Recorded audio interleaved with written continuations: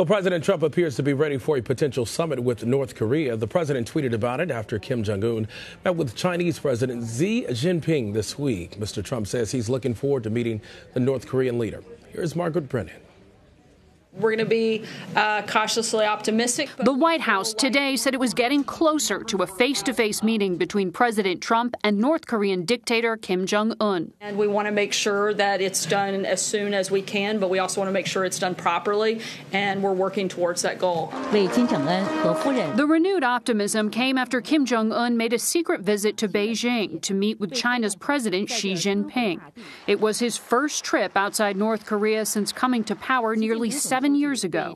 He used the appearance to publicly confirm he's willing to hold a summit with President Trump and, according to Chinese media, vaguely committed to denuclearize under certain conditions. China's ambassador carried a personal message from Xi to the White House Tuesday with details of Kim's offer. The Beijing visit seems to have repaired North Korea's relationship with China, which had been damaged by China's support for sanctions on North Korea's accelerating nuclear program. Former CIA analyst Sumi Terry. Because now he looks like a leader of a normal country. Today, President Trump predicted on Twitter that there is a, quote, good chance that Kim Jong Un will do what is right for his people and for humanity.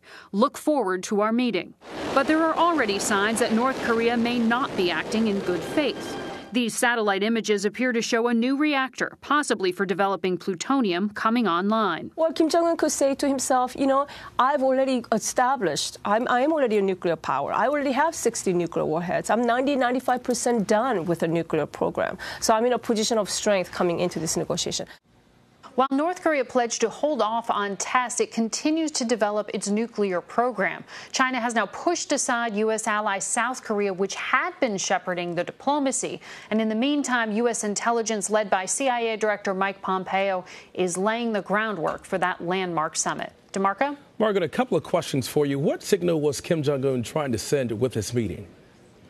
Well, look, it's a signal that really is being sent by Xi Jinping of China, who had not invited Kim Jong Un to come to China since he had rose to power nearly 7 years ago. And that's remarkable, considering that China is the main financial patron of the North Korean leader. So this is Xi Jinping very much saying, I'm back at the center of this diplomacy.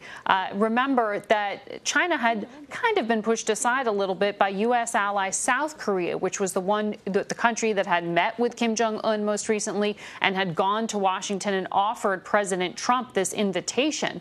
So Xi Jinping, who is incredibly powerful and does have sway over Kim Jong Un, has been reasserting himself with this visit. He is not only repairing his relationship with Kim Jong Un, which had been damaged by China's decision to join the sanctions to try to dissuade North Korea from accelerating its nuclear program, and he has put himself back at the center of the diplomacy right now. So he has, Kim Jong Un has won himself a powerful ally once again. So that all leads me to this next question here. What is the significance of this meeting ahead of North Korea's possible summit with the U.S. and South Korea?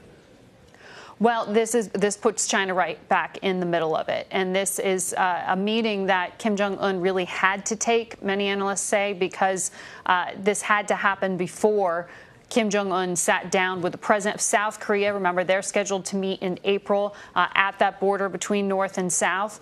And in May, that's the working date for that presidential summit with Donald Trump. And so first he had to meet his neighbor. He had to meet his financial backer. He had to meet his best client, who has been in many ways also one of his most powerful punishers in the past year. And so this is rebuilding some of those ties. It's also significant for the United States to hear from China that they, too, got the same message from Kim Jong Un, that he indeed does want to meet with President Trump. Remember, after President Trump came out and publicly accepted that invite, it was silence from Pyongyang. So this is significant to hear from China that they got the same message the South Koreans did, that he's serious about talking. All right, so Kim Jong Un reportedly mentioned his desire for denuclearization. North Korea has floated this idea before, and yet it still has a nuclear program. What's your takeaway? Well, exactly. This is a really sort of nebulous, vague term, denuclearization. What does he actually mean by it? And if you look at the Chinese media reports, when they mentioned that Kim Jong Un said this, they also add in that there were conditions attached. And so this general pledge to talk about the nuclear program and removing it from the Korean Peninsula is not the same thing as North Korea saying, I'm ready to negotiate away the weapons program that I continue to develop right now. So this is an enticement for the U.S. To come to the table. The White House has said this is a sign that Kim Jong Un is serious. But anyone who has negotiated with North Korea in the past, whether it was the Clinton administration or the Bush administration, the Obama administration didn't even get to the point of negotiations. They weren't that successful. But all of them would caution you to say here, look, North Korea has had agreements in the past with the United States, with other countries, to stop its nuclear development, and they've broken every one.